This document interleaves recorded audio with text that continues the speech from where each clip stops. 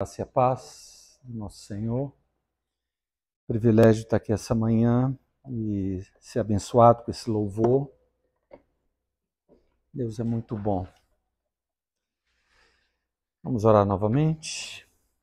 Senhor, estamos diante de Ti, da Tua palavra, pedimos a Tua graça, a Tua unção. Ó Deus, abra os nossos ouvidos, os nossos corações, para aquilo que o Espírito tem para nos falar, Senhor. Eu quero confessar a minha incapacidade, a minha dependência do Senhor e pedir que, ó Deus, o Senhor use de misericórdia nessa manhã e nos abençoe no nome de Jesus. Por favor, queridos, abra sua Bíblia em 2ª Epístola de João.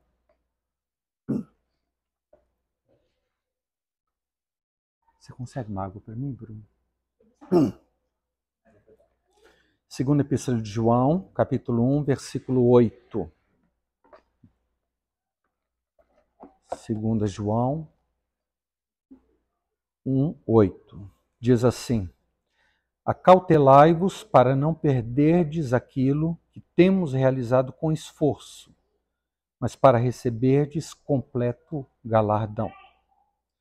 Cuidado para que você não perca aquilo que com esforço você alcançou, de tal maneira que você receba completa recompensa. Amém? Muito bem, irmãos. Alguns meses atrás eu estive compartilhando com os irmãos sobre por que as pessoas não crescem espiritualmente, e eu coloquei 4 motivos principais. Alguém se lembra? Primeiro? Não. Primeiro, a palavra. Não só de pão viverá o homem. Então nós precisamos ler a palavra, nos alimentar da palavra. Segundo, obediência. Não adianta conhecer, nós precisamos também obedecer a palavra. Terceiro, nós devemos servir a Deus. E quarto, nós devemos congregar. Então, as pessoas não crescem espiritualmente porque elas não têm essas práticas espirituais. Leitura da Bíblia, obediência, serviço e a reunião com os santos. Muito bem. Mas aquela mensagem, irmãos, foi apenas a metade da resposta à pergunta por que as pessoas não crescem espiritualmente. Foi apenas a metade. Eu falei sobre as coisas que geralmente nós não fazemos e que nós precisamos começar a fazer para crescer espiritualmente. Aqueles, portanto, então, são aspectos positivos que nós precisamos acrescentar ou aumentar em nossas vidas, para que possamos crescer diante do Senhor. Mas é curioso que algumas pessoas até fazem essas coisas, mas elas não crescem. Por que será, irmãos? A resposta é que sim, elas acrescentam algo positivo à vida delas, mas infelizmente elas não removem ou não eliminam coisas negativas. Deixe-me explicar. Vamos supor que você tem um barril de água. O que você tem que fazer para esse barril estar cheio de água? Primeiro, derramar água, muita água, para que o barril ele venha encher. Mas se você continua derramando água e ele não enche, qual que é o problema? Existe um problema. O que vocês acham que pode ser? Há furos nesse barril. Então não adianta nós colocarmos, acrescentarmos coisas boas à nossa vida se há brechas, se há furos. Porque a vida espiritual ela vai escoar tudo aquilo que nós, com esforço, como lemos no versículo, com esforço nós alcançamos, nós vamos perder. Então, esse é a minha ênfase nessa manhã. O problema, muitas vezes, irmãos, é que há brechas em nossas vidas. E é por isso que nós não crescemos espiritualmente. Se você não tapar os buracos, você pode colocar quanta água quiser, mas toda a água colocada lá, ela vai escoar. É assim a nossa vida espiritual. Assim também, irmãos, acontece com a nossa vida financeira. Vamos supor que você quer ficar rico. Esse não deve ser o objetivo de nenhum cristão, tá certo? Mas vamos supor que você quer enriquecer. Como que você faz isso? Em primeiro lugar, você tem que colocar muito dinheiro na sua conta. Acrescentar algo. Mas, por outro lado, você tem que fazer uma outra coisa, que é não gastar o dinheiro que você colocou lá dentro. Então tem um aspecto positivo, irmãos, que nós temos que fazer essas coisas, mas há aspectos negativos que nós precisamos eliminar. E assim, tudo aquilo que Deus nos conceder pela sua graça, nós podemos reter e crescer na graça e no conhecimento do Senhor. Nós precisamos então, irmãos, fazer essas duas coisas. Uma só não basta. Nós temos que não só acrescentar, mas nós também devemos não perder aquilo que com esforço alcançamos. E assim também, irmãos, é na nossa vida espiritual. Alguns exemplos da Bíblia, Efésios capítulo 5:18, não vos embriagueis com vinho, mas enchei-vos do Espírito. Efésios 4:30, não entristeçais o Espírito de Deus no qual foste selado. Então nós não somente temos que nos encher do Espírito, mas nós precisamos tomar cuidado de não entristecer o Espírito que dá dentro de nós. Porque se nós enchermos e entristecermos, então nós não vamos reter a bênção, a graça de Deus nas nossas vidas. Efésios 4 também nos diz que nós devemos nos revestir do novo homem em Cristo Jesus. Mas além disso, nós devemos nos despir do velho homem. Então a Bíblia sempre aborda esses dois aspectos.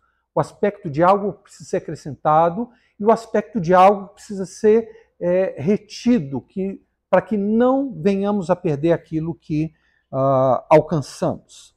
Também Tiago 4,7, resisti ao diabo e ele fugirá de vós.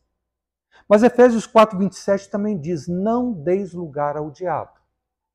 Então, positivamente, nós temos que resisti-lo. Mas negativamente, ou do outro lado, irmãos, nós não devemos dar espaço ao demônio em nossas vidas. Portanto, amados, essa questão do crescimento espiritual, nós precisamos entender que existem dois lados da mesma moeda. Por um lado, nós devemos começar a fazer o que é bom e nos edifica. E por outro lado, devemos deixar de fazer o que é mal e nos prejudica. Muito bem. Alguns meses atrás, então, eu estive falando sobre os aspectos positivos a serem acrescentados à nossa vida. Sem essas quatro coisas, irmãos, nós não crescemos espiritualmente. Nós precisamos ler a Bíblia, obedecer, servir e nos congregar. Mas hoje a ênfase que eu quero dar é a respeito dos aspectos negativos que precisamos eliminar da nossa vida, pois se nós não fizermos isso, de nada valerá tudo que fizermos de positivo, pois não iremos crescer espiritualmente. E poderíamos falar de muitas coisas. O pecado, de maneira geral, ele escoa a vida espiritual que nós acumulamos, aquilo que Deus nos dá. Mas eu creio que existem 4 atitudes, irmãos, que são como um veneno para a nossa vida espiritual. Todo pecado é um problema, mas há 4 atitudes que são um veneno e nós devemos a todo custo evitar essas atitudes. Quais são elas, irmãos? Em primeiro lugar, orgulho. O Davi já falou sobre essa questão uma semana depois que eu ministrei, não sei se vocês se lembram, ele falou sobre esse problema do orgulho. E é por causa disso que eu não vou me estender muito nesse assunto, o Davi já abordou. Irmãos, o orgulho com certeza é o maior veneno espiritual na vida do cristão, pois nós vivemos pela graça de Deus. E se Deus para de nos conceder a sua graça, nós estamos perdidos e só nos resta a queda e a destruição. Provérbios 16:18. A soberba precede a ruína e a altivez de espírito a queda. Também no Novo Testamento nós encontramos uma exortação semelhante, irmãos. Tiago 4,6. Deus resiste ao soberbo, mas concede sua graça ao humilde.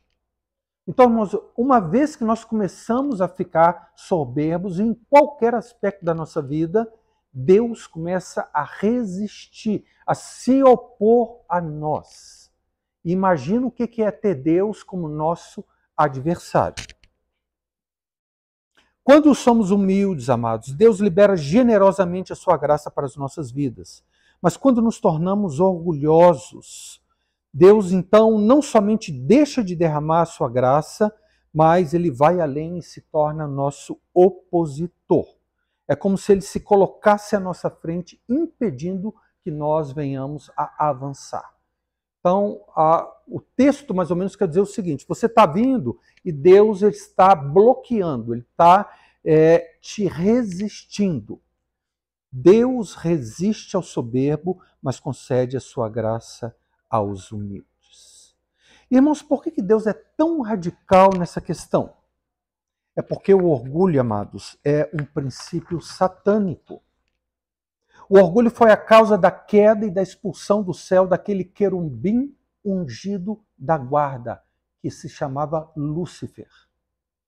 Portanto, sempre que qualquer homem abriga orgulho no seu coração, é como se ele estivesse abrigando o espírito de Lúcifer, ou, em outras palavras, seguindo os passos de Satanás. Irmãos, Deus não suporta o orgulho, porque foi isso que fez aquele alto querubim cair e ser expulso do céu. Portanto, irmãos, esse é o primeiro e mais perigoso veneno para a nossa vida espiritual. Orgulho em qualquer área.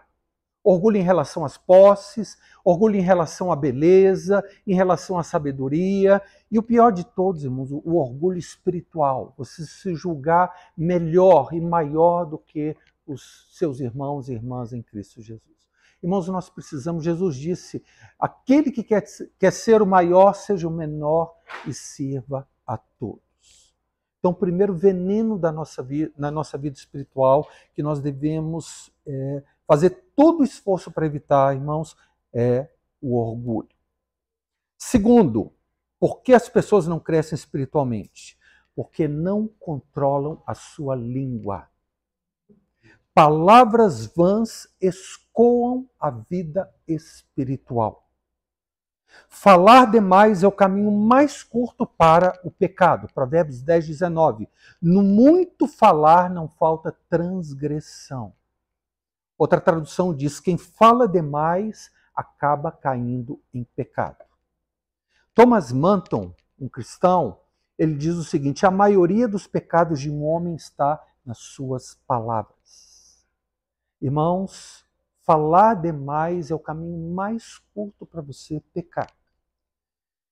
Precisamos, amados, tomar cuidado com aquilo que sai de nossas bocas. Salmo 141, versículo 3. Põe guarda, Senhor, a minha boca e vigia a porta dos meus lábios. Outra tradução diz: ó Senhor, controla a minha boca e não me deixes falar o que não devo. Irmãos, você sabe, a vida e a morte estão no poder da língua. Provérbios 18, 21. A língua tem o poder sobre a vida e sobre a morte. Outra tradução diz: o que você diz pode salvar ou destruir uma vida. E aquele, irmãos, que não controla a sua língua, invalida toda a sua religião. Tiago, capítulo 1, versículo 26. Se alguém se considera religioso, mas não refreia sua língua, engana-se a si mesmo. A sua religião não tem valor nenhum. Irmãos, nós podemos anular completamente a nossa religião, a nossa vida com Deus, simplesmente se nós não refrearmos a nossa língua. E, amados, podemos pecar de muitas maneiras se não controlarmos a nossa língua. Fofoca. Irmãos, quanta fofoca há nas igrejas. Se nós soubéssemos o quanto isso faz mal, nós ficaríamos mais de boca fechada.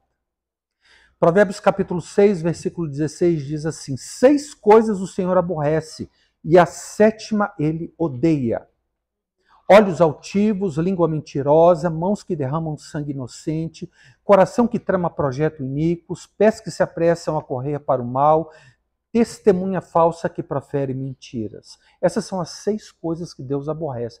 Mas a 7ª, ele abomina. Você sabe qual que é? Aquele que semeia contenda entre os irmãos. Deus odeia esse tipo de atitude, amados. Tem pessoas na igreja, dentro da igreja, que não cuidam da sua vida e só ficam falando da vida dos outros. E talvez esse seja o principal problema nas congregações cristãs. Fofoca. Falar do outro. Comentar o que você não deve. Ouvir o que você não precisa. Críticas. Como já lemos, irmãos, a vida e a morte estão no poder da língua. Nós devemos usar a nossa língua para abençoar e não amaldiçoar. Tiago 3,9. Com a língua bendizemos o Senhor e Pai, e com ela amaldiçoamos os homens, feitos à semelhança de Deus. Da mesma boca procede bênção e maldição. Meus irmãos, isso não deveria ser assim. Você sabe, irmãos, que você pode literalmente destruir alguém simplesmente criticando, falando mal, espalhando boatos. E muitas, mas muitas pessoas mesmo já saíram da igreja, já saíram de igrejas por causa disso, de críticas, de fofocas. Quantos saíram do meio do povo de Deus por causa desse problema? Thomas Watson disse: como Cristo pode estar no coração quando o diabo toma posse da língua? Como Cristo pode estar em nosso coração quando o diabo controla a nossa língua? Impossível, irmãos. Outra dificuldade, murmuração, queixa. Na Bíblia, irmãos, a murmuração, ou seja, ficar reclamando da vida e das circunstâncias, é um dos pecados mais sérios em que um cristão pode cair. Na jornada do povo hebreu, ali do Egito até a Terra Prometida, ali no deserto, irmãos, esse foi um dos principais problemas, murmuração, queixa. Ah, Deus, nós não aguentamos mais esse maná, nós estamos cheios, nós queremos comer carne. Ah, Deus quer nos matar, não tem água para beber. Ah, Deus não está nos levando a uma terra boa, como Ele prometeu, mas nós só vemos deserto. Irmãos, em alguns momentos aconteceu isso aqui, 1 Coríntios capítulo 10, versículo 10. O apóstolo, usando a experiência do povo de Deus no Antigo Testamento para nos ensinar, ele disse: nem murmureis como alguns deles murmuraram e foram destruídos pelo exterminador. Irmãos, Satanás matou vários do povo de Deus ali naquela caminhada em direção à Terra Prometida por causa simplesmente de queixas, murmuração, você ficar se queixando da vida, você ficar reclamando das suas circunstâncias. Irmão, irmã, isso escoa a vida espiritual. Você vai perdendo a graça de Deus que está dentro de você. Outro aspecto, irmãos, palavrões. Isso é outro veneno para a vida espiritual. Quando nós somos novos convertidos, isso é inevitável, porque nós estávamos tão acostumados com a linguagem desse mundo que acaba saindo um palavrão ou outro da nossa boca sem querer. Isso no início da nossa vida cristã. Mas depois de algum tempo de caminhada, irmãos, isso é inaceitável. Eu vejo cristãos com anos e anos de vida cristã e soltando palavrão daqueles mais chulos. Oh, irmãos, isso é inaceitável. Certo cristão diz: não pode ser puro o coração de alguém cuja língua não é limpa. Não pode ser puro o coração de alguém cuja língua não é limpa. Mentiras. Irmão, geralmente consideramos a mentira algo pequeno, sem importância, mas na Bíblia isso é coisa muito séria. Você sabe quem é a verdade? Jesus. Eu sou o caminho e a verdade e a vida. E você sabe quem é o pai da mentira? O diabo. Foi isso que Jesus disse. Então Jesus é a verdade, o diabo, ele é o pai da mentira. Portanto, irmãos, cada vez que você fala a verdade, você fica mais parecido com Jesus. E cada vez que você fala uma mentira, você fica mais parecido com o diabo. É simples assim, irmãos. Você se assemelha mais àquele que é o pai da mentira. E o que nós queremos, irmãos? Nós queremos parecer mais e mais com o nosso Senhor. Provérbios 12, 22, o Senhor detesta os mentirosos, porém ama os que dizem a verdade. Apocalipse 22, 15. Fora da Nova Jerusalém ficam os cães, os feiticeiros. Olha só, irmãos, palavras fortes. Fora da Nova Jerusalém ficam os cães, os feiticeiros, os impuros, os assassinos, os idólatras e todo aquele que ama e pratica a mentira. Irmãos, a mentira aqui é colocada no mesmo nível do assassinato, da idolatria, da feitiçaria. Irmãos, nós somos da verdade.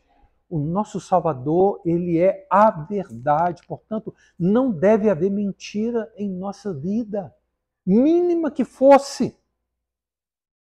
Se você quiser crescer espiritualmente, se quiser crescer em santidade, mais dia menos dia você vai ter que enfrentar o problema da mentira na vida cristã. Deus vai te confrontar. Eu lembro muito bem, irmãos, quando eu converti, o Espírito Santo trabalhando na minha vida, a primeira coisa que Deus pediu é que eu parasse de falar e rir de piadas indecentes. André, isso não convém a santos, não. Pode parar. Um tempo depois, Deus falou, André, agora eu não quero que nenhum palavrão saia da sua boca. Passado um tempo, irmãos, o Senhor disse, André, eu senti em meu coração, André, você quer ser ministro da palavra, você quer ser a minha voz, então eu não quero mentira na sua vida, de nenhuma espécie. De nenhuma espécie. Ô irmão, você pode achar que isso é uma coisa fácil, mas não é. Não é. Eu vou contar uma experiência que aconteceu comigo na minha área profissional, no trabalho. Eu tinha um chefe bem mundano, uma pessoa bem assim, corrupta. E certo dia eu trabalhando, eu recebi uma ligação, uma transferência de uma ligação da secretária desse diretor. Falando o seguinte, André, fala com fulano de tal que o diretor não está. E desligou o telefone. Me transferiu a ligação. Eu fui pego de surpresa, irmãos. E aí, eu estou precisando falar com o seu chefe, seu chefe está... Irmãos, o escape que eu tive foi o seguinte, olha, eu vou te passar para a secretária dele, porque ela que vai te dizer isso.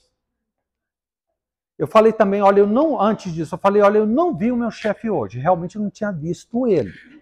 Mas eu tinha ouvido, eu sabia que ele estava lá. Irmãos, foi um escape que Deus me deu. Eu não menti. Eu não tinha visto ele, tá certo?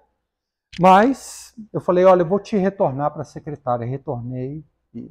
Muito bem, passado alguns dias, meu chefe era muito de veneta. Às vezes ele estava muito bem, às vezes ele estava invocado e era muito difícil. Eu esperei um dia que ele estava assim, tranquilo e de bom humor. Eu cheguei lá na sala dele, ei, chefinho, tudo bem? Como é que tá? Fulano, deixa eu te falar. A sua secretária, um dia desse, transferiu uma ligação para mim, pedindo para eu dizer que você não estava, pedindo para eu falar mentira. Olha, eu não falo mentira. Eu queria pedir, por favor, para você falar com a sua secretária para não fazer mais isso comigo. O tempo fechou, irmãos. A cara dele... Aí ele veio assim, André, tem mentirinha branca e mentirinha preta. A mentirinha branca é aquela mentira que não faz mal para ninguém. Mas a mentira preta, eu falei em outras palavras o seguinte, olha, não importa a cor, eu não minto. Nossa, o tempo fechou, irmãos, fechou. Eu já tinha dado meu recado, já tinha falado o que eu queria falar, levantei da minha cadeira e saí da sala dele. Nunca mais a secretária dele me passou esse tipo de ligação. Agora, irmãos, de duas uma. Ele podia me considerar fanático. Ah, o André é fanático, é crente. Qual mal que faz dizer, falar no telefone, fulano de tal não está. Então, por um lado, ele podia me considerar fanático. Mas, por outro lado, irmãos, se tinha alguém naquela empresa que ele podia confiar, era eu. Porque eu tive a coragem de chegar diante dele e falar, olha, eu não falo mentira. Então, o cristão, irmãos, nós somos aquele peixe que nada contra a correnteza. Todo mundo fazendo algo e nós seguindo a Cristo e fazendo outro tipo de coisa. E muitas vezes nós vamos sofrer perseguições, calúnias, mas esse é um lado da moeda. O outro lado é que as pessoas vão nos respeitar. Elas vão nos considerar como pessoas confiáveis. Mentira, irmão. Mentira. Por que, amados, que nossas palavras são tão importantes? Porque Jesus disse que a boca fala do que está cheio o coração. Você quer conhecer alguém? Presta atenção nas palavras dessa pessoa. Porque o que sai da língua é aquilo que o coração vai enchendo, enchendo, enchendo. Vai enchendo e transborda pela boca. As pessoas que só falam impureza, imoralidade, estão cheios disso. Estão com isso cheio no coração e na sua vida. Irmãos, nós falamos daquilo que o nosso coração está cheio. E se você quer conhecer alguém, preste atenção nas palavras da pessoa, porque ela vai se revelar através das suas palavras. Irmão, Jesus disse, a boca fala do que está cheio o coração. Não tem... Isso é uma lei espiritual. Cuidado com a sua e a minha. Essa pregação também é para mim, tá bom, irmãos? Cuidado com a sua língua. Tiago capítulo 3, versículo 6. Ora, a língua é fogo, é mundo de iniquidade. A língua está situada entre os membros do nosso corpo e contamina o corpo inteiro. Preste atenção nas expressões. E não só põe em chamas toda a carreira da existência humana, como também é posta ela mesma em chamas pelo inferno. Pois toda espécie de feras, de aves, de répteis e de seres marinhos se doma e tem sido domado pelo gênero humano. A língua, porém, nenhum dos homens é capaz de domar. É mal incontrolável, carregado de veneno mortífero. Oh, irmãos, palavras sérias, pesadas. A nossa língua é um mundo de iniquidade. Deixe-me dizer uma coisa, meu amado, minha amada. Na sua obra, Deus não usa fofoqueiros. Ele não usa murmuradores. Ele não usa mentirosos. Ele não usa pessoas com a boca suja. Você quer ser usado por Deus? Você tem que lidar com essa questão na sua vida. Tem que lidar, não tem escape. E, amados, essa questão ela é tão importante nas Escrituras, que as Escrituras nos dizem que nós somos considerados perfeitos quando controlamos a nossa língua. Tiago, capítulo 3, versículo 2. Porque todos tropeçamos em muitas coisas. Oh, irmãos, eu amo a Bíblia, porque a Bíblia ela é muito real, muito pé no chão. A Bíblia diz que todos, não alguns, todos nós tropeçamos, não em poucas coisas, em muitas coisas. A Bíblia é muito realista, irmãos. Porque todos tropeçamos em muitas coisas. Se alguém não tropeça no falar, é varão perfeito, capaz de controlar todo o seu corpo. Deus, irmãos, considera perfeito aquele cristão que controla a sua língua. Eu vou repetir. Porque todos tropeçamos em muitas coisas. Se alguém não tropeça no falar, é varão perfeito. D.L. Moody diz o seguinte: quanto mais a pessoa se aproxima de uma vida sem pecado, menos ela fala. E você pode observar, as pessoas realmente espirituais são pessoas de poucas palavras. E as poucas palavras delas são para abençoar, são para interceder, são para adorar a Deus. E não fofocar, e não murmurar, e não criticar, e não falar mentiras. Portanto, se você quer crescer espiritualmente, você precisa fechar esse buraco, essa brecha na sua vida. Palavras vãs escoam a vida espiritual. Se você quer crescer espiritualmente, você precisa controlar a sua língua. Esse é o segundo veneno para a nossa vida espiritual. Terceiro, pornografia.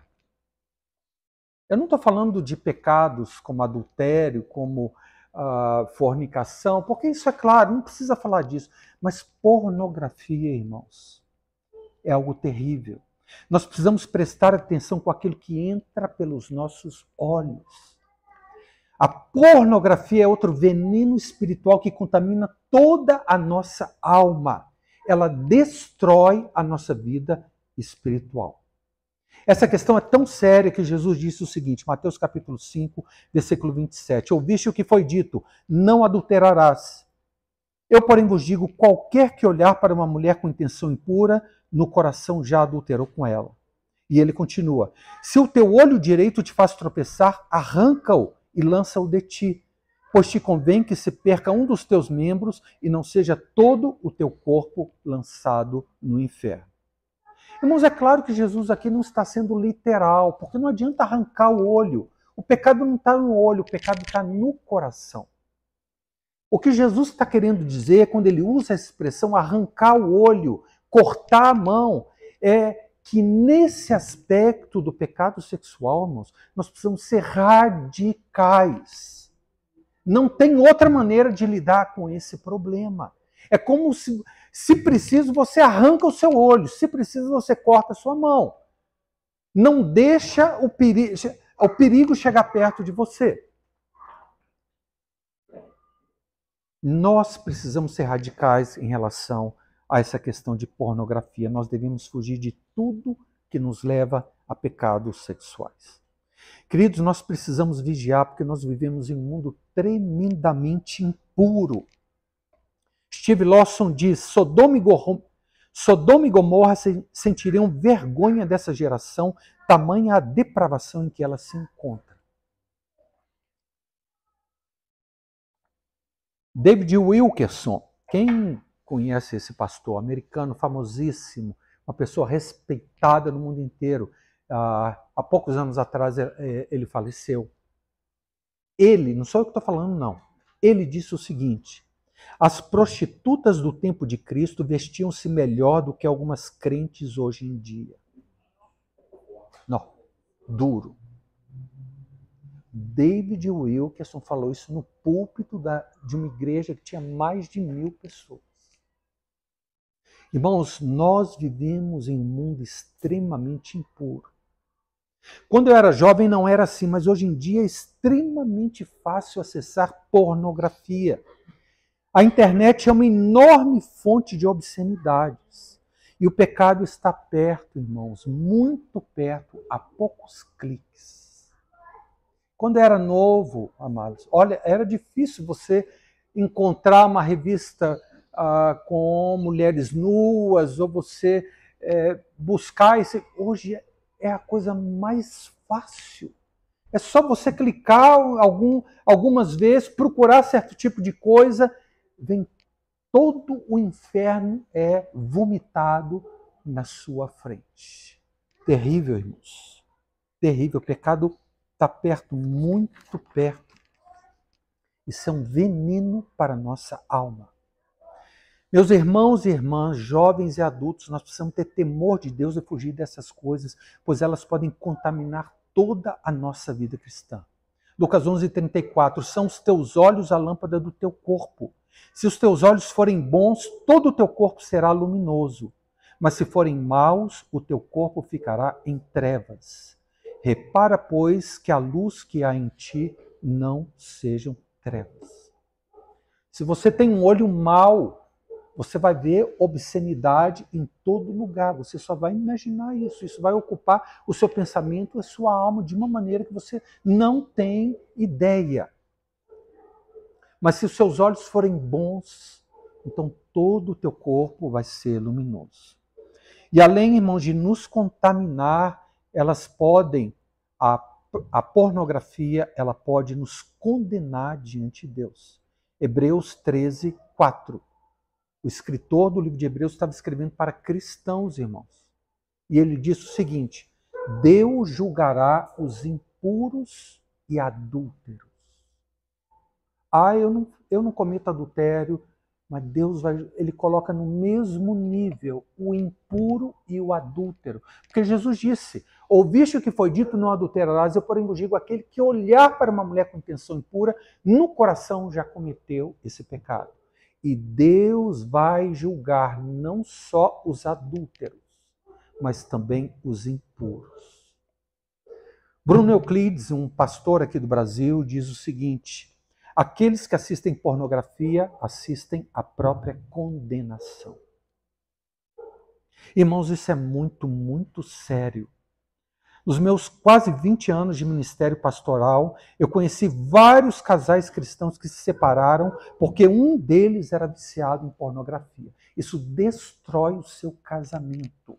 Eu conheço casais assim, irmãos amados, que eu nunca imaginei na vida que pudessem se separar, serviam a Deus, mas um deles tinha um pecado oculto, e o pecado era pornografia.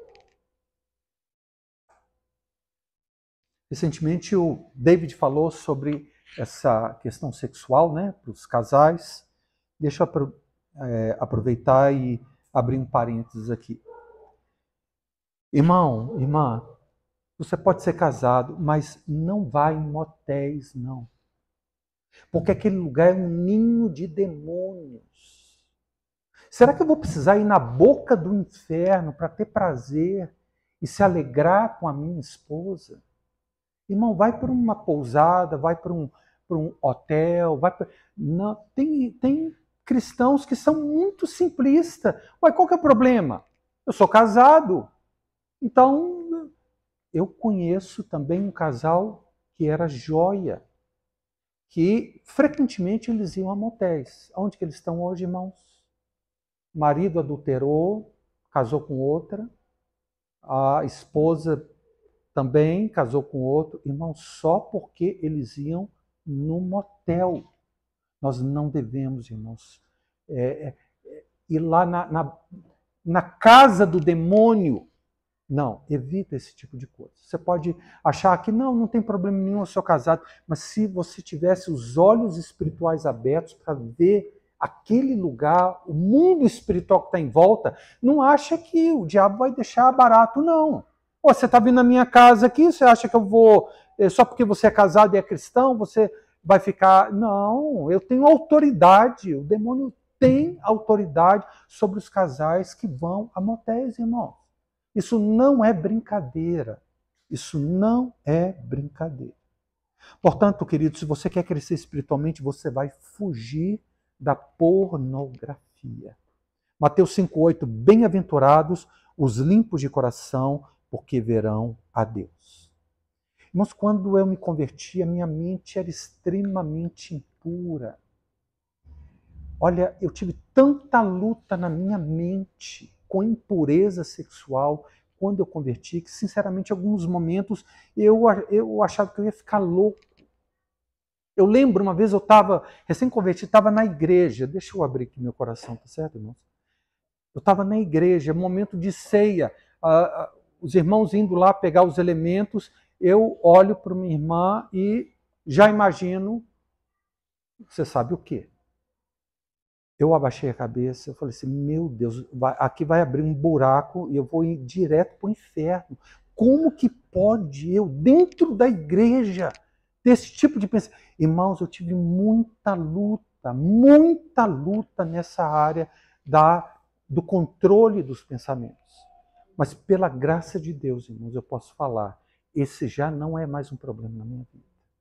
A minha vida mental, eu consigo controlar a minha mente, não a minha mente me controla. É claro que nós sempre temos que vigiar, porque nenhum de nós está isento, nenhum de nós está acima da queda nesse aspecto. Cuidar, lembre-se de Pedro.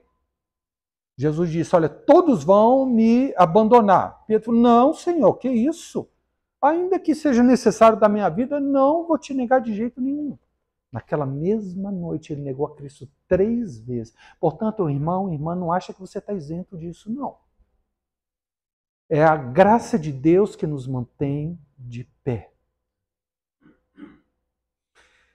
E eu quero encerrar esse aspecto, irmãos, dizendo o seguinte, se por acaso esse é o seu problema, eu quero te dar alguma esperança. 1 João capítulo 1, versículo 7 diz, o sangue de Jesus nos perdoa de todo pecado.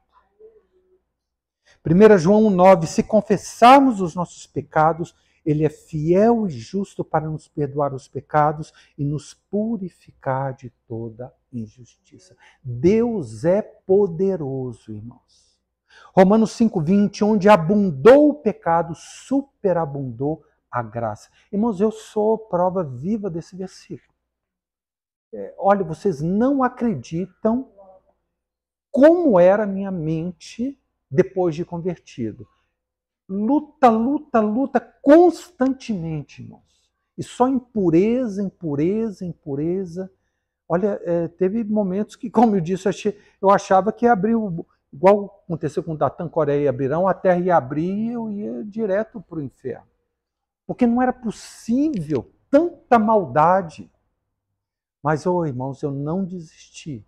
Clamei, clamei, clamei, procurei armas espirituais para lidar com isso e, pela graça de Deus, amados, eu posso dizer que eu venci. Volto a dizer, não significa que eu venci para sempre, não. Mas isso é um problema resolvido na minha vida.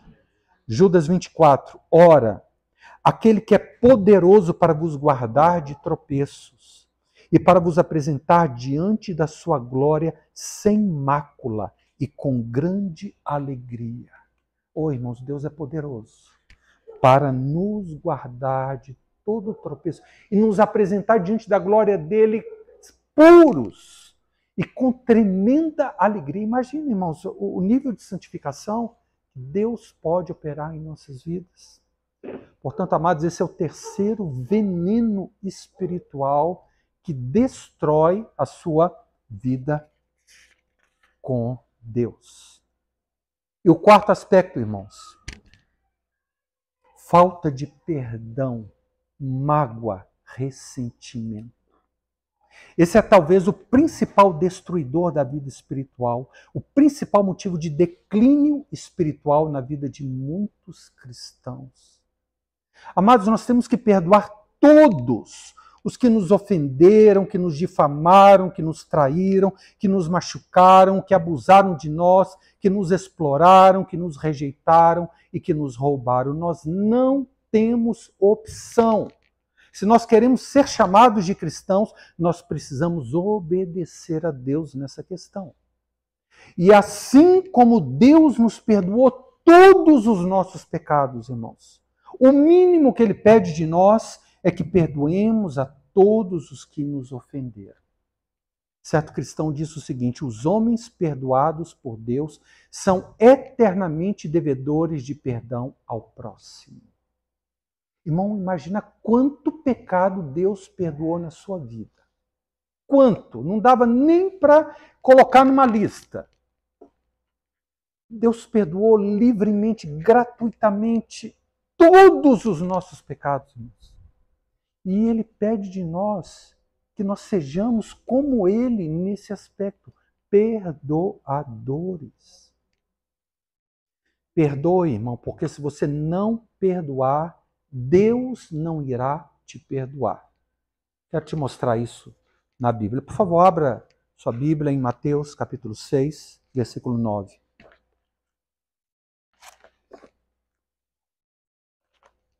Irmãos, isso é muito sério, irmãos.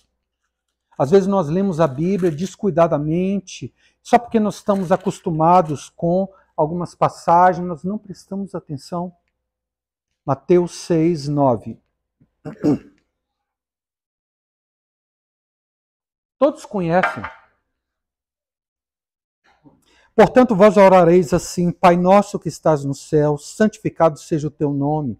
Venha o teu reino, faça-se a tua vontade, assim na terra como no céu. O pão nosso de cada dia dá-nos hoje. Agora preste atenção. Nós estamos pedindo a Deus isso aqui. E perdoa-nos as nossas dívidas, assim como nós temos perdoado aos nossos devedores. Jesus nos ensinou a orar dessa maneira. A chegar diante de Deus e falar: Deus, perdoa-me, assim como eu tenho perdoado aqueles que me ofenderam. Irmãos, é séria essa oração. Isso não é brincadeira, não. É o único aspecto condicional nessa oração. Continuando.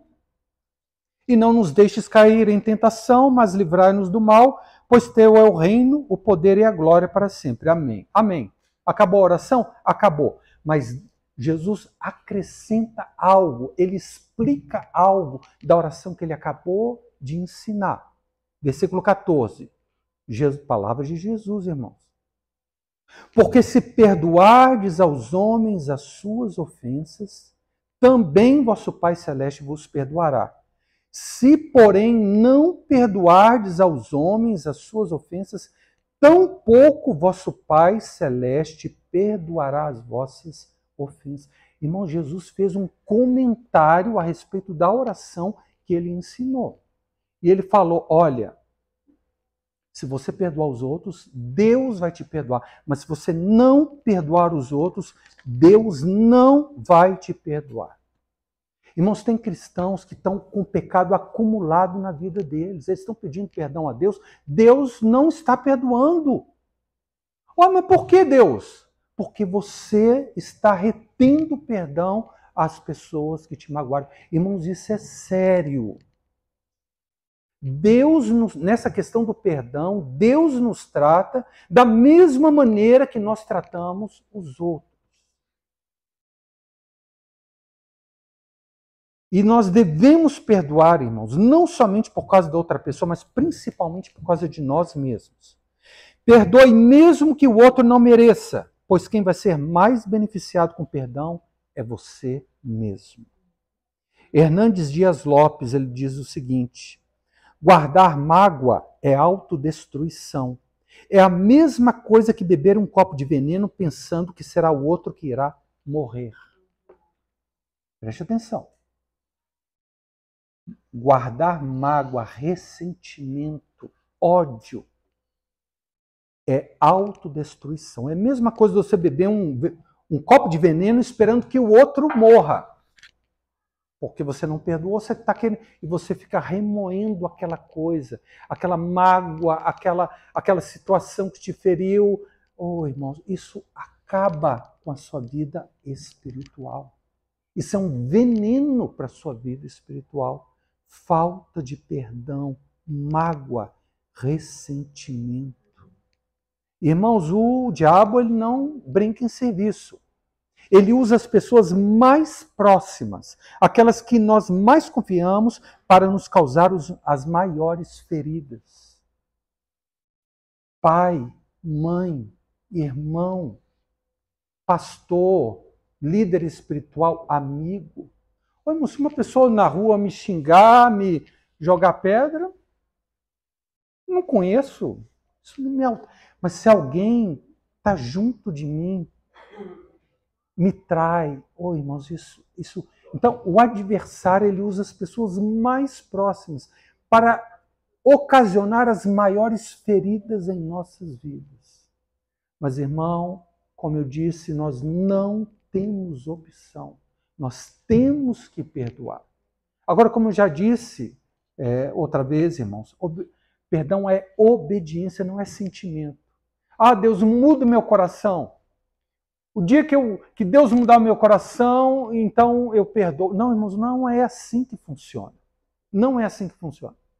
Deus manda perdoar, eu estou querendo esganar o fulano de tal. Eu falo com a minha boca: Deus, eu perdoo em nome de Jesus. Vá em paz, que Deus te abençoe. Tem cristãos que falam o seguinte: mas ele nem pediu perdão. Não precisa pedir perdão, irmão. Não precisa reconhecer que ele errou.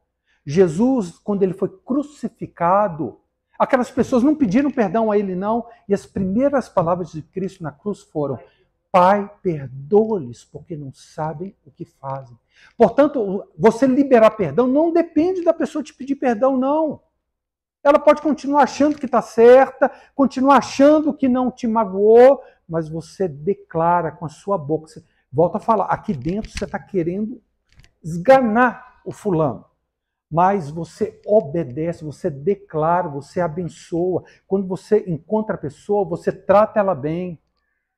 E pode esperar, irmãos. Hoje, amanhã, depois, semana que vem, Deus ele vê a nossa atitude. Então ele fala: muito bem, meu filho, minha filha. Agora eu vou derramar amor no seu coração.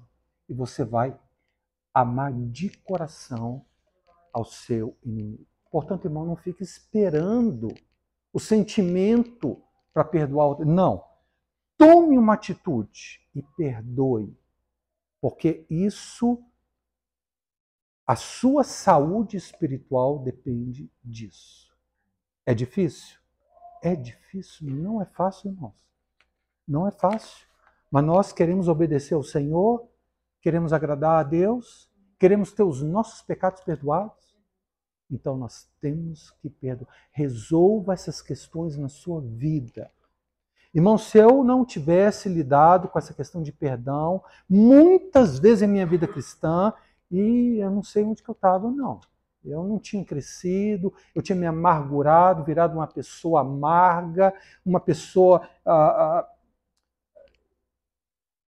como posso dizer, gente, amargurada mesmo, uma pessoa difícil de lidar, uma pessoa negativa. Oh, amados, nós temos que perdoar. Agora preste atenção, não se engane, perdoar é perdoar.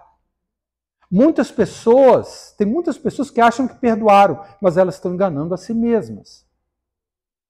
Algumas dizem o seguinte: olha, eu perdoo o fulano de tal, mas eu não quero ver mais a cara dele.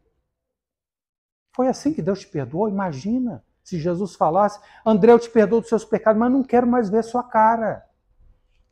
Imagina se Jesus fizesse isso conosco, irmãos. Muitas pessoas se enganam, acham que perdoaram, mas não perdoaram. Jesus disse que se do íntimo não perdoardes os seus inimigos, também o vosso Pai não vos perdoará. Colossenses 3,13. Assim como o Senhor vos perdoou, assim também perdoai vós. Isso não significa que você vai se expor da maneira que antes você se expunha, porque senão o agressor ele vai te agredir novamente. Você vai ter mais prudência, você não vai se expor, mas você vai continuar tratando bem aquela pessoa, não evitando a presença dela, vai orar por ela até Deus transformar o seu coração. E chega um momento que Deus faz isso, irmãos, ele é fiel. Ele é fiel, ele está vendo a sua atitude, ele diz: eu vou completar essa obra na vida do meu filho, na vida da minha filha. Portanto, amados, se você quer crescer espiritualmente, você tem que retirar esse obstáculo da sua vida cristã. Resumindo, então, a nossa palavra. 4 aspectos positivos nós precisamos acrescentar à nossa vida: leitura da palavra de Deus, obediência aos mandamentos de Cristo, serviço aos santos e a Deus e congregar regularmente. Essas são as coisas que nós precisamos acrescentar. Se você não fizer isso, você não vai se encher do Espírito. Não tem jeito. Mas fazendo isso, nós temos então que tapar algumas brechas na nossa vida. E como eu disse, essas 4 atitudes são como um veneno espiritual, contamina a sua alma e te impede de continuar crescendo. Quais são, então, os aspectos negativos que nós precisamos retirar das nossas vidas? Em primeiro lugar, orgulho. Em segundo lugar, palavras vãs. Em terceiro lugar, pornografia. Em quarto lugar, mágoa, falta de perdão. Irmãos, que Deus tenha misericórdia de nós. porque vivemos dias difíceis. O apóstolo Paulo diz que nos últimos dias os homens seriam egoístas, gananciosos, sem amor, traidores, coloca lá uma série de adjetivos. Oi, irmão, nós estamos vivendo nesses dias, mas Deus sabe que os dias são difíceis, mas a graça dele, então, é superabundante. Deus, ele tem os recursos, ele tem a graça para que nós possamos vencer todos os obstáculos da nossa vida. E nós precisamos evitar essas 4 atitudes que são veneno em nossa vida espiritual. Vamos abaixar as cabeças, vamos orar.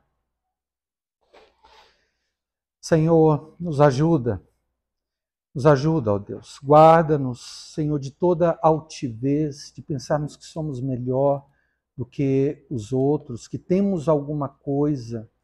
Ó Deus, tudo que temos, nós recebemos de Ti. João Batista diz que o homem nada pode ter se do alto não lhe for dado.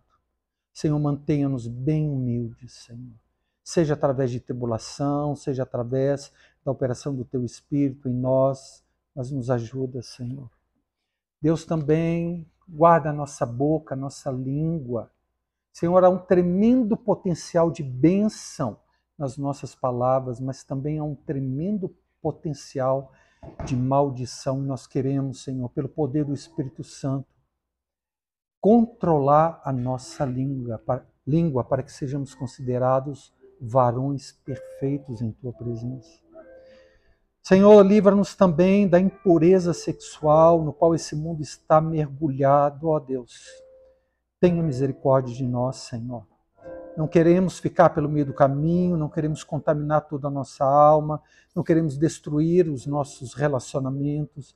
Deus nos ajuda.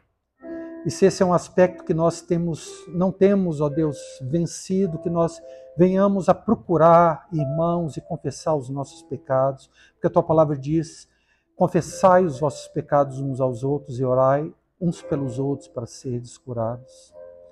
E finalmente, Pai Celeste, pedimos que o Senhor nos dê esse espírito perdoador, Senhor. Oh Deus, que nós possamos ver o tamanho dos nossos pecados e a graça que foi derramada sobre nós, Senhor. A tremenda graça, Senhor, a qual perdoou todos os pecados. Ó Senhor, que nossos olhos possam se abrir para enxergar o tremendo perdão que recebemos de Tua parte, para que possamos, Senhor, liberar pequenos perdões para as pessoas que nos ofenderam. Porque nós queremos, ó Deus, ser mais parecidos com Cristo, não com o diabo, Senhor, não com os demônios. Nós queremos ser mais parecidos contigo, Senhor. Nos ajuda, tem misericórdia de nós, tem misericórdia dos meus irmãos e também de mim, Senhor. Senhor, a responsabilidade é maior sobre a minha vida. Eu vou prestar contas de uma maneira, ó Deus, mais severa, porque eu estou ensinando isso. Portanto, Senhor, me ajuda, me guarda da queda, Senhor. Tem misericórdia. Nós Te pedimos essas coisas, Senhor, em nome do Teu Filho amado, Jesus Cristo. Amém.